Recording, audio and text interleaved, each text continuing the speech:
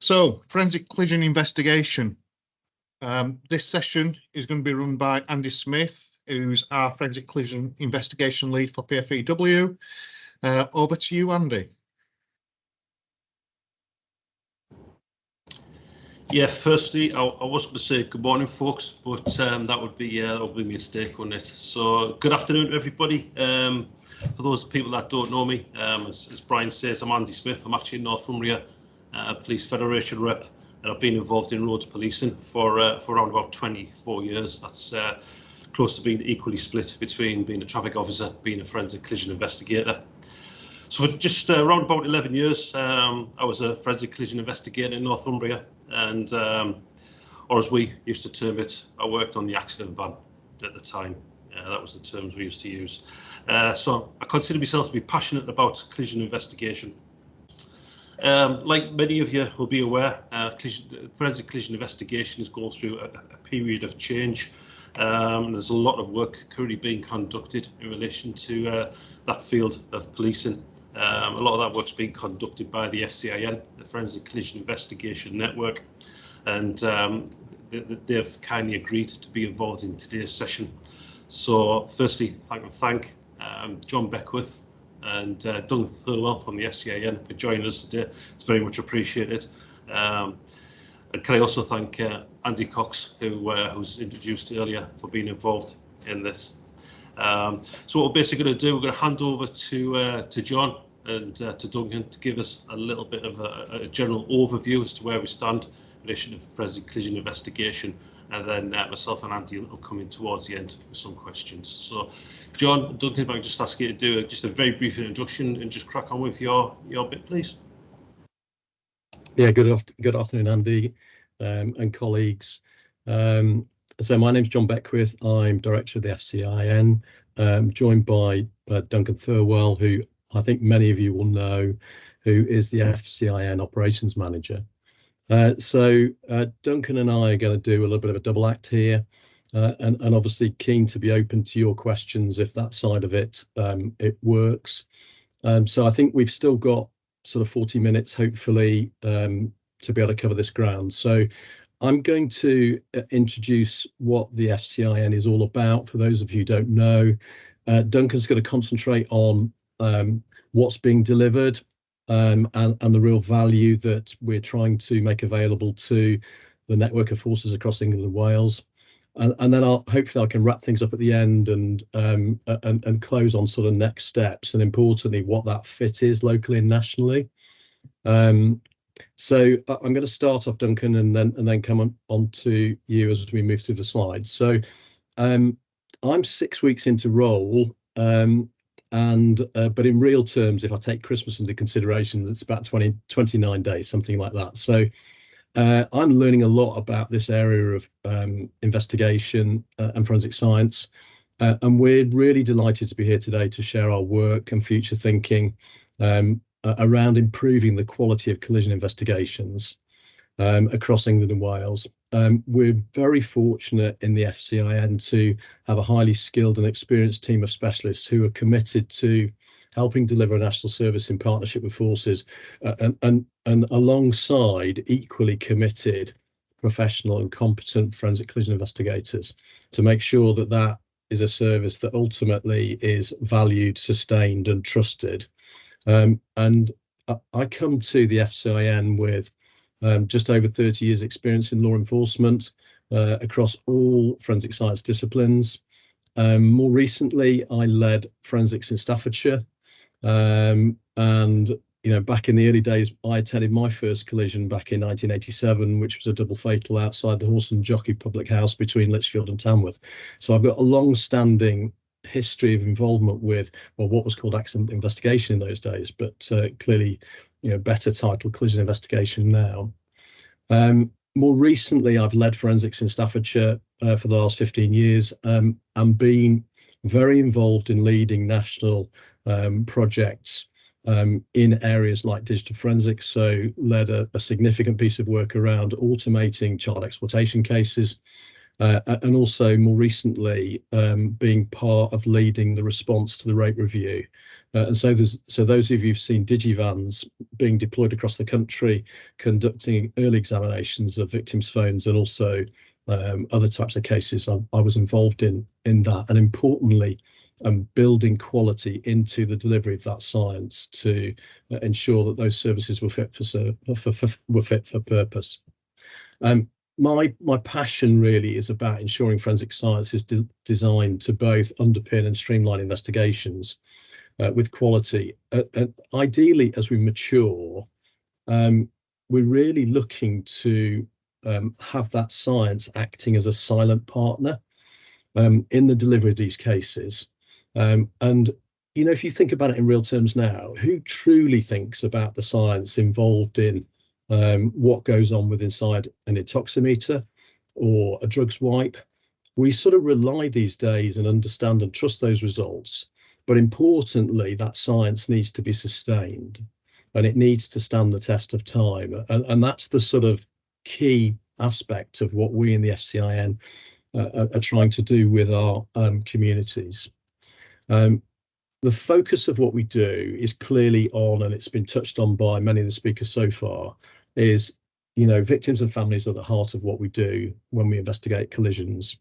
And whilst we're seeking to be more suspect-led and victim-centric, we're here to find the truth and the answers as to what has happened in these tragic incidents. And all forensic collision investigators nationally need to ensure that their investigations, their evaluations of these scenes, and importantly, the presentation of that evidence in court, is underpinned by demonstrable methods, i.e. that those methods can stand the test of time, and they will always want to, naturally, set out to deliver evidence which is reliable, that can stand scrutiny. And they as individuals have a highly complex role and have to reach high levels of competence to ensure that those standards can be maintained. Forensic science is based on fairness, and I think, again, this has been touched on before. Fairness is, you know, what drives us to ensure that criminal justice is safeguarded now and moving forward. And importantly, particularly as far as forensic science is concerned, that fairness must not be influenced by the charisma of the courts. And so where expert evidence is key to the prosecution case, we need to focus on early case management and deal with issues and disputes as early as possible, rather than, you know, leaving, you know, some of those highly complex questions to be posed for the first time whilst FCIs are standing there in the witness box. And so quality helps with that. Quality is an enabler, and we need to ensure that we have integrity. The integrity is there now, but also it stands the test of time. And we understand what the impact of serious quality issues can be on the criminal justice system. You only have to think about 10,500 drugs driving cases having to be reviewed nationally. And that's a prime example of how the impacts of these issues can affect all those involved in cases, and can have significant community impact and integrity of prosecutions. And obviously that can result on public confidence. So the real enabler around quality standards is to offset that risk moving forward and sustain improved integrity over time. The Forensic Science Regulators Act was brought in, and it commenced in October last year. And it came about to ensure that forensic science evidence is underpinned by demonstrable methods. And so actually it supports what's already in legislation within criminal procedure rules. You know, expert witnesses must be in that position to give the underpinning evidence that their evaluations are based on demonstrable methods. And that statutory code that has been published by the Forensic Science Regulator, there are already elements of forensic collision investigation that are included within the current code. So speed analysis from CCTV or from video, if that's how you want to describe it, is already subject to that code, and therefore all forces and also commercial providers who undertake that work have a requirement to comply with that code and make declarations when they do or don't fulfill aspects of it. If you look beyond speed analysis into the wider activities that are conducted each day by forensic collision investigators, we're anticipating that those activities will form part of the code in the third version. There's a second version that's going to go into public consultation over the next couple of months, which is essentially tidying up the first version and clarifications, but we're expecting collision investigation to come in version 3. And achieving accreditation to that standard will take all forces a number of years to get there. And so what most forces are doing at the moment is establishing their quality management systems within collision. Most forces have quality management systems in other areas of forensic science, so these are hopefully in many cases being coupled together. And so at a time when we all know that resources are being challenged across policing, but particularly I know that those of you who are FCIs or working within collision investigation will appreciate the challenges around delivering operational services with the, in these critical cases. So we do need leaders within law enforcement to be sympathetic to the discussions with collision investigation teams around their capacity to meet these requirements. And as a rough guide, we're seeing forces having to make investments of up to 30% in their FCI teams to support the implementation of the standard. It is a statutory requirement, and therefore it's important to think about that as we move forward. The FCIN is a partner to all forces in delivering these improvements to the quality of collision investigation.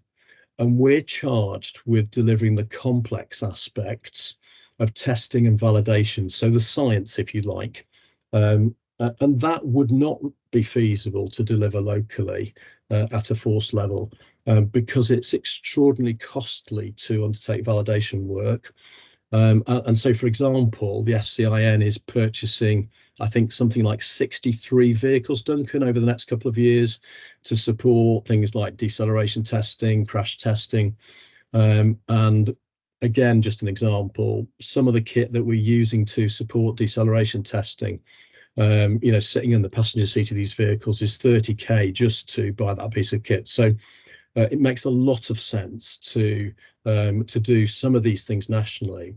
But I guess in this introduction, the important point I want to and ask you to take note of is that doing this nationally requires a level of standardization across all forces, and we don't have a mandate for forces to adopt everything that's provided. So there is a need for us to work together as a network to work through how, by adopting more of the national elements of what we're doing, will result in less work locally. And that's the sort of principle of the approach that we're trying to take.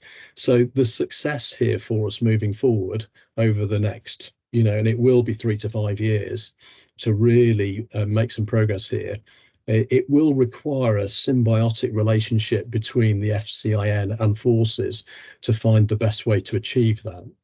And there's some good examples where we've achieved that in other areas of policing. And so we're bringing together the network to be able to do that. Lisa, could we move on, please, to the next slide? So I don't think I've got control of the slides. Okay, so as you'd probably expect with a lot of what we do, there's a problem statement that sits behind the justification for the FCIN, and these are some elements of that, and we drop them into sort of 3 sets of bullet points. That sort of national landscape executive view at the top, sort of ways of working in the centre, and then what it's like for people on the ground. I think I've covered quite a bit of this in my introduction, but I think what I want to highlight here is that this is not a programme of work that's going to be completed in the next 12 to 18 months. It's a piece of work that needs to inform and support how quality management gets built into collision investigation over time, and how ultimately the integrity of these investigations is improved and sustained. It's obviously focused on our key priorities around, reducing the number of people seriously injured or killed on our roads. We know that, in all of HMIC FRS investigations, there's a real emphasis on improving the quality of investigations and prosecutions. And so if we can build a model that allows us to take that whole system approach and deliver incremental improvements with forces, that will show how continuously we're developing those improvements and that culture of quality in everything we do. We've got to do that in an environment of significant change in technology, not just in terms of digital technology, but vehicles and all of the systems that are there to improve road safety and improve the way that we use vehicles moving forward. And that makes the dynamic for collision investigators even more complex, because they've got to be always on the front foot in terms of encountering those new requirements, literally in some cases on a daily basis, and getting the science to fit with that evolution will take some real creativity and some real thought. And so, we will never get to a position where everything that we do in forensic science is accredited. If we accept that, we know that the way that we go about improving integrity is to concentrate on some key things. That's making sure our people are competent, making sure we use documented methods, making sure we test and validate those methods to understand uncertainty and bias and the risks of misinterpretation of that evidence. We need to test the tools that we use to make sure they're fit for purpose and we understand their limitations. And we need to make sure we understand and can work within the environment. And the environment for collision investigation is an operational environment, and therefore it comes with lots of complexities. And the standards are written to reflect that it's not a controlled laboratory environment. There's lots of variables there that are, just environmental considerations, for example. So these methods are highly complex, and ultimately for an FCI, FCIs are out there primarily working alone. They've got those difficult conditions to contend with, and their work will ultimately get scrutinised by people sitting at desks without all of those variations, and people who are sitting, in a courtroom posing difficult questions at that point in time. So the one thing that quality does, which sometimes is forgotten at this point in the process, is it builds additional confidence for the individuals that they can go to court with a set of case notes and the underpinning science that will build even greater confidence in their presentation of evidence moving forward. And those experts who have that backing, in my experience, will all say that puts them in a stronger position to deliver objective, impartial, and evidence that will stand the test of time. Could we move on to the next slide, please, Lisa? So what is let's go back to that one quickly. So the FCIN was born through the Specialist Capabilities Programme a number of years ago. I watched its development whilst I was working in other areas of forensic science. And I was really interested to see that probably for one of the first times in forensic science, that policing were committing to a capability that could truly deliver some national support here that would assist forces, albeit a complex piece of work to do. So it was the FCIN was born from this need for the police service to come together on a national level to professionalise the collision investigation, the forensic collision investigation capability, and importantly, doing this at optimum cost for the public. The science had been developing for a number of years, and if you talk to, and a number of you will be collision investigations, I guess, on the call today, you'll appreciate yourself or your colleagues will have been developing really quite complicated methods to ensure that those investigations are fit for purpose. And so the FCIN is there to be, your best friend really in this scheme. Is there to take the headache away from dealing with some significant issues of uncertainty. And that's what we aim to do. If we could move on, Lisa, please. So when we look at what the network's ambition is, I touched on the fact that we've got a national team, a resource that is the resource that's paid for and put together on behalf of all forces in England and Wales. And it's there to absolutely deliver an enduring world-class network-led and consistent approach to scientific services for collision investigation. And I want to just emphasize in this first paragraph, consistency, and I touched on it a little bit in my introduction, is even with the way that we all like to do things the way we like to do things, and I'm no different than anybody else, we have got to find this sweet spot that we can standardize in the areas that we are all able to standardize in conducting these investigations. And so networks of experts, people who are, delivering the service on the ground, need to come together to iron out and find ways to be as consistent as possible.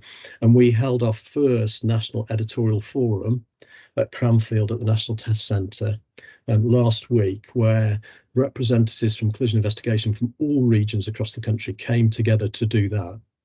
And yes, it's a start, but it's something that we need to continue to do to give you the confidence that what's being developed nationally with the FCIN is going to suit you, and it is shaped in the way that you want it to be shaped. And importantly, it's something that can be adopted. Because if you can adopt it locally, as I've touched on, it's going to assist you, and it's ultimately going to save you effort and costs. The more variations there are locally, the more costs there will be. The whole of our ambition is based on ensuring that forensic collision investigators on the ground can rely on and underpin their investigations and evaluations with impartiality, with integrity and confidence.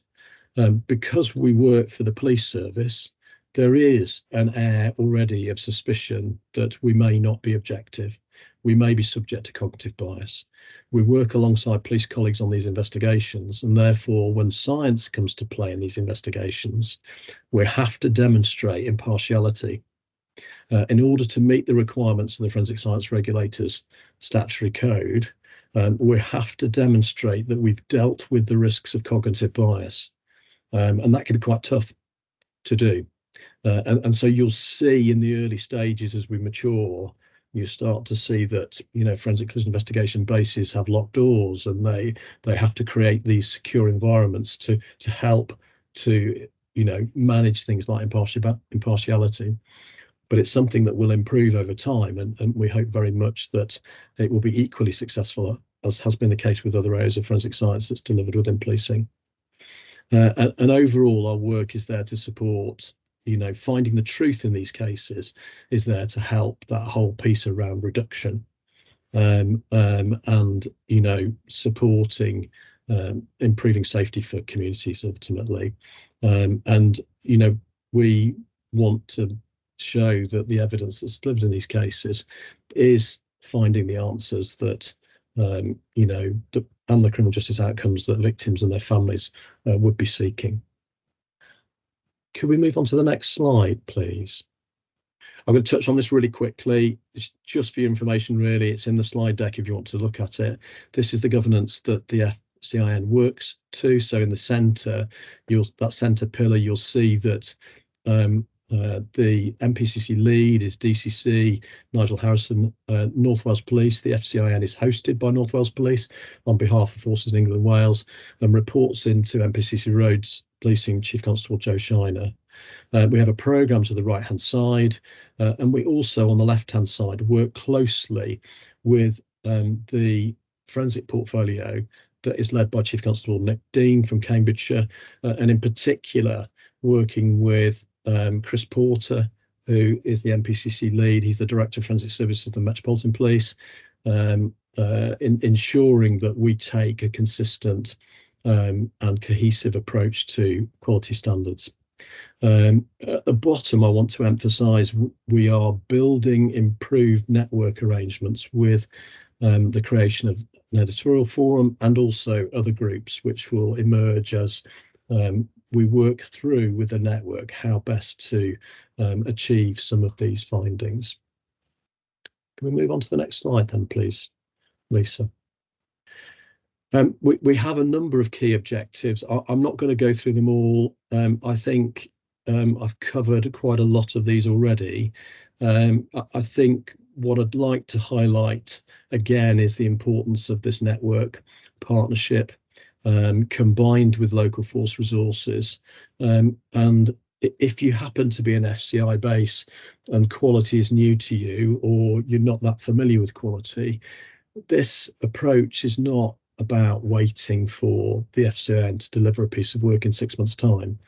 We need to work together to build the approach, because in order for you to be ready to easily accept and adopt what we deliver, you'll need to have done some work to prepare the ground for that. And that's what we're working on with the team of account managers who are based across the country, is to get that alignment and make sure things fit really well.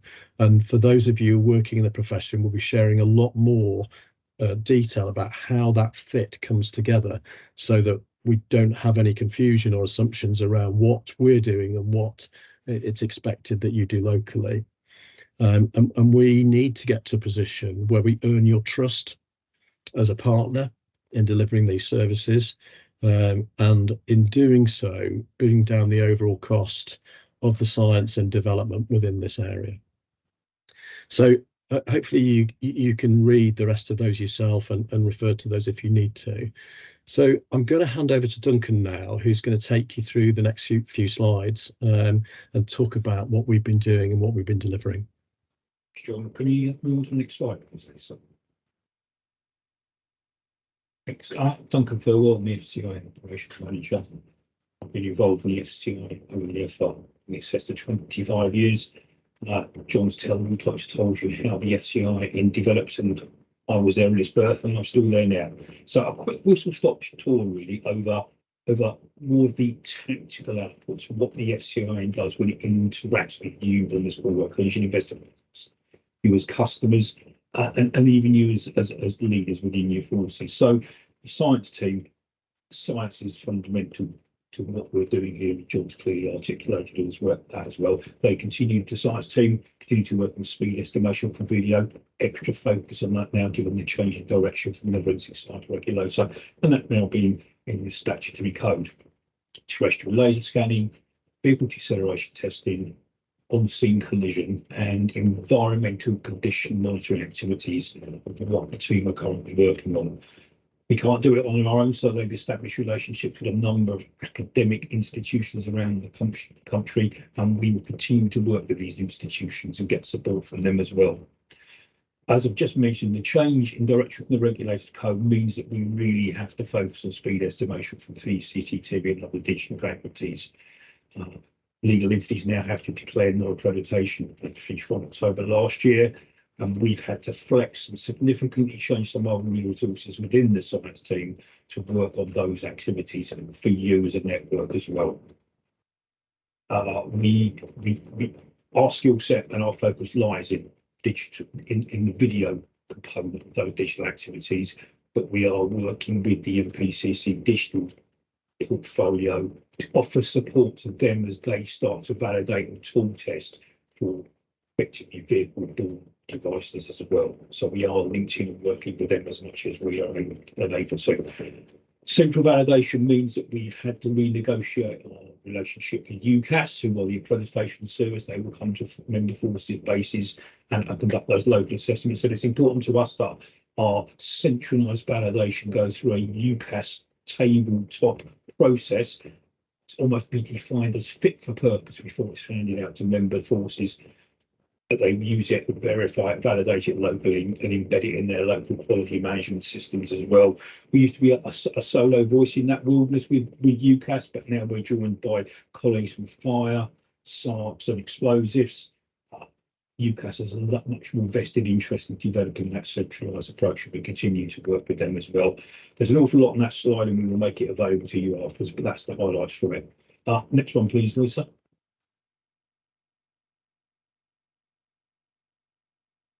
Thanks.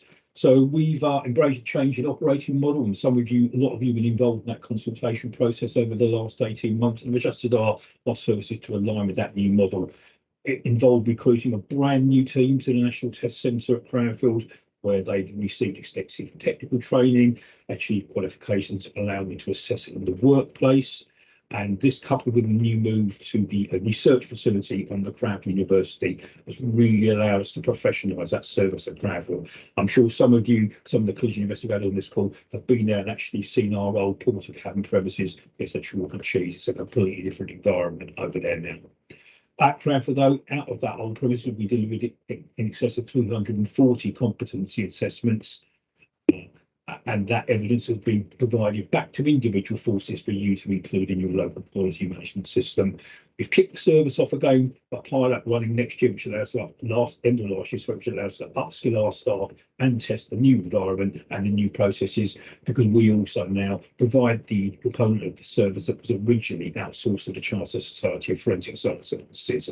So the evidence that we provide from those competency assessments is now dealt with internally by the FCIN team before being returned to yourself to be used in your quality management systems.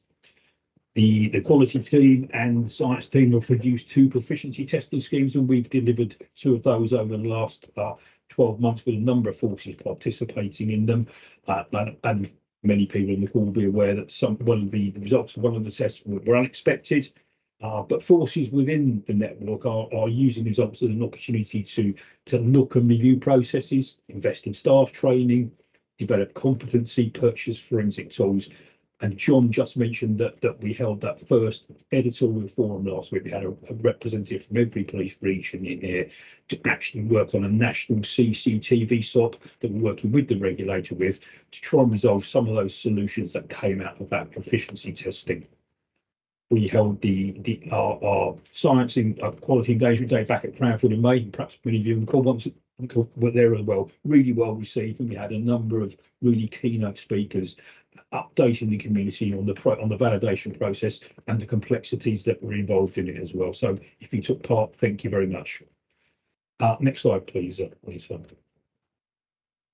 whistle through this because I know John's got something else to finish. We're working on plans for this year, new communication strategy that we're developing that will put our account managers at the heart of the communications work. So we want to make them that point of contact between ourselves and the network as well. We're going to continue to develop and enhance our silver board, which consists of forensic and operational leaders that advise the management board and ourselves as the FCIN on important decisions for service delivery. We're generating ground truth data for CCTV speed estimation activities. That will be available for the science team as they start to validate several discrete distance-based scientific methods in the future as well. And we will enhance and develop that expert working group for the other activities that we are working on under the science strand as well. We've made a significant investment in assets, and some of those are listed at the bottom of the slide as well. Doing this centrally allows us to tool test them, and they will eventually form part of the validation process. It allows us centrally to determine if they're fit for purpose and actually prevent member forces, the network, having to go out individually, buy, test, maybe discard these tools as not fit for purpose. We host the Forensic Collision Investigation Subgroup, which is made up of police and non-police forensic practitioners. It's a subgroup of the overarching group that is Incident Examination Specialist Group, and it reports and advises the regulator on key issues in relation to effectively scene examination, which collision investigation will be subject to prohibition against ISO 17020, which is a scene examination strategy. Our quality team continues to offer up and deliver comprehensive audits across the network. Completed 20 audits since January last year. Significant positive feedback about the staff's knowledge and willingness to help. Staff within forensic units that the team visits are always keen to engage, and allows us to assist them with the process of accreditation. A couple of common themes really just worth mentioning: absence of support from quality teams and senior management within forces that John alluded to as well, with collision teams really waiting for resource availability while other forensic science activities that are supported. But it's clear from us that fortunately we've got to grips with this accreditation journey, have made a significant process. So that's a quick whiz through the operational delivery. Back to you, John. Thanks, Duncan. I'm conscious of the time. Andy's popped up, so I'm wondering whether do you want me just to finish off in a minute, and then is that okay? What I'd like to do, if you don't mind, firstly, thank you both very much. That was excellent, and I'm sure everybody agrees that actually we could have probably taken at least a couple of hours of both of your time. It's quite a deep and complex subject, isn't it? So thank you for that. Just before we do wrap up, I'm conscious we've got Andy Cox with us as well. I wonder, Andy, have you got any questions to ask Duncan or John, please? Thanks both. No, really comprehensive presentation. I suppose the questions from my perspective are, as the lead of the National Collision Board, to try and bring and represent SKU. It would be good to have a seat at the table of that working group you mentioned, if possible. Really pro the work you do. So I think the development of the FCIN, it offers real expertise to a different level to really help us as investigators, because I very much see, if I compare, say, murder and fatal crash investigation, it's almost like commissioning a SOCO and the whole crime scene management perspective to get that independence and excellence, where perhaps previously we were too connected. We're able to influence investigations, which could draw criticism. The expertise you bring is brilliant. I think, you know, just stuff to on occasions at senior levels will just help make sure the working practices below help. So I'm really keen to be part of your work and support it essentially. That's really helpful, Andy. Thank you. Thank you very much, Andy, and apologies to all three of you. The fact that we've got these time restraints and we're struggling. Just one very quick one, if I could pop in at the end, please. I've got a list of questions, but there's one which I think is quite important. As a forensic collision investigator myself, been around for quite a while, as I've said, I'm conscious of the fact that some forces these days are actually struggling to recruit collision investigators and also to retain them. I know there's a shortage in some forces. I wonder, because these shortages put extra pressure on those already in the role, is there anything that the FCIN can do to attract people to the role, to retain people in the role, just to make sure we've got enough people to do it, so those that are already doing it are not getting too stressed? An interesting question, isn't it? I think, you know, just a personal view here is that the more that we can professionalise the role and build in career progression where it would work, and that's very much dependent on local operating models. Obviously, it's not for us to do anything other than perhaps advise in that space.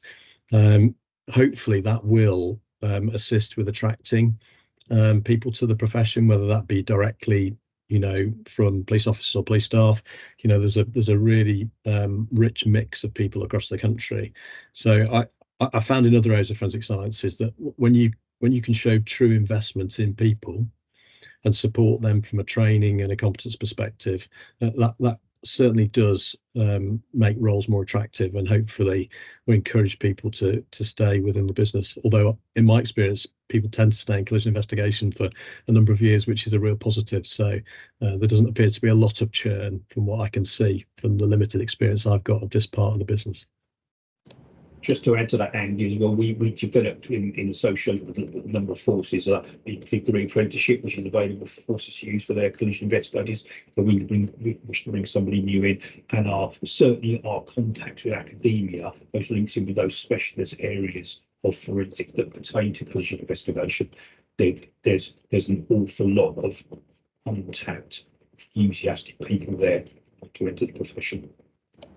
That's great, thank you. And at the risks of sounding like a newsreader here at the end, and finally, kind of just similarly to what Andy said, if we can maintain some sort of contact with you in the future, some sort of relationship, you know, we would very much welcome that, and that'd be good. Hopefully help each other out.